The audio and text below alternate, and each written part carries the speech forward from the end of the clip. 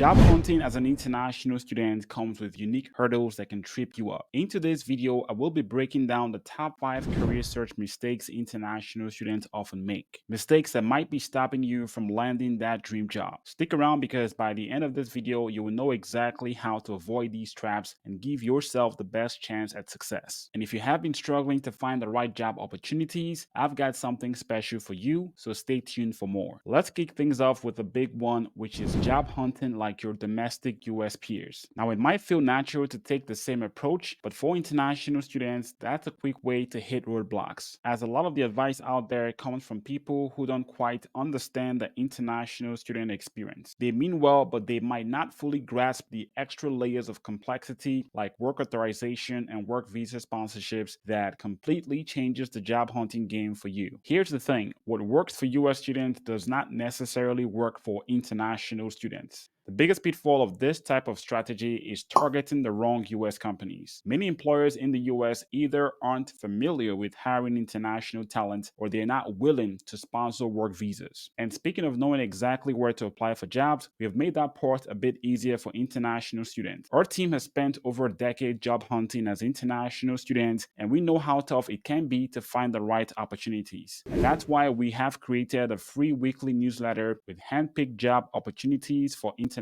students. Whether you're looking for full-time roles or internship roles, we've got hot picks for you every week. It's completely free and you can sign up by going to sojourningscholar.com/JJW, linked below in the description section. Another mistake I see all the time, especially with international graduate students, is overvaluing their academic research in the job search. Now, don't get me wrong, I was an international graduate student myself, and I fully understand that research is important, especially if you're planning to stay in academia. But outside of academia, things are different. Sure, your professors and research colleagues might be impressed by your deep dive into a specific field, but with industry employers, not quite. They care more about whether you can apply that knowledge in practical ways that's going to be of benefit to them. And if you are only focusing on research and not trying to gain hands-on industry experience through internships, this can really hold you back. Internships completed successfully show employers that you're not just good at academic research, but that you can actually translate that knowledge into real-world solutions. And that's what most companies are really looking for. And speaking of focusing on the wrong things, let's talk about your GPA for a second. I get it, a high GPA feels like a huge achievement, and in the academic world, it really is. But if you're relying too much on your GPA to land a job, that's where things can go wrong. Employers don't just want someone with good grades, they want someone who can communicate, work well in a team, and also lead projects. These soft skills are just as important, sometimes even more important, than a perfect GPA. Think about it. If you were a hiring manager, would you choose the 4.0 student who struggles with communication or the 3.1 student who's a great team player and problem solver? So while having a strong GPA is great, use your time in school to build those transferable skills that employers value just as much. This next mistake is one of the biggest pitfalls for international students, and I'm talking about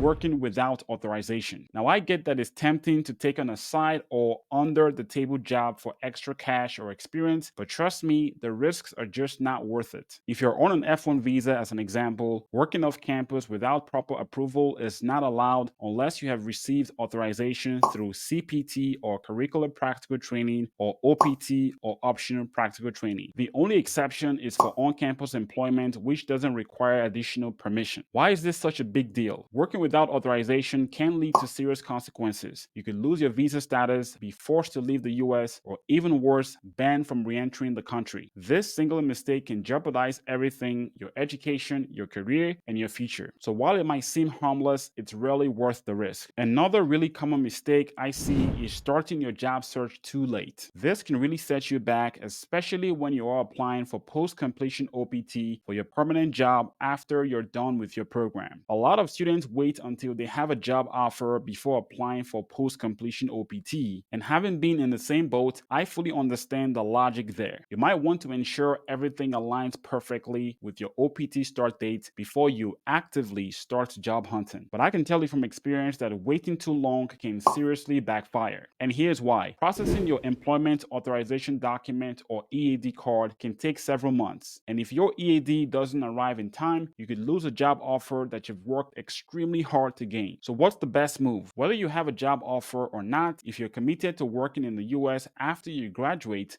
apply for post-completion OPT as soon as your 90-day window opens, which will help you avoid delays. Having your EAD card ready means you're prepared the moment a job offer comes in. And trust me, that takes a lot of pressure off your back. And if the previous mistake was not bad enough, another terrible but very common mistake I could bet even you are making right now is saying no to lesser known job opportunities. Sure, it's cool to aim for big name companies that you can brag to your friends and family about, but what many don't realize is that those companies often have very stiff competition, and some may not be as open to hiring international talent despite their huge sizes. On the other hand, smaller companies and startups can be where the real growth happens in your career. Startups in particular offer flexibility and quicker career advancement, and they are often more willing to hire international students who bring a global perspective. These companies aren't weighed down by layers of bureaucracy, so you can make an impact very quickly. In addition, some US startups tend to move faster than many large US companies when it comes to hiring and sponsoring work visas like the H-1B and other permanent visas. And in my next video here, I discuss why startups are a great fit for international students, and I give you a guide on how to find the right startups to work for. Be sure to check it out after this video. You don't want to miss it. The link is in the description section below.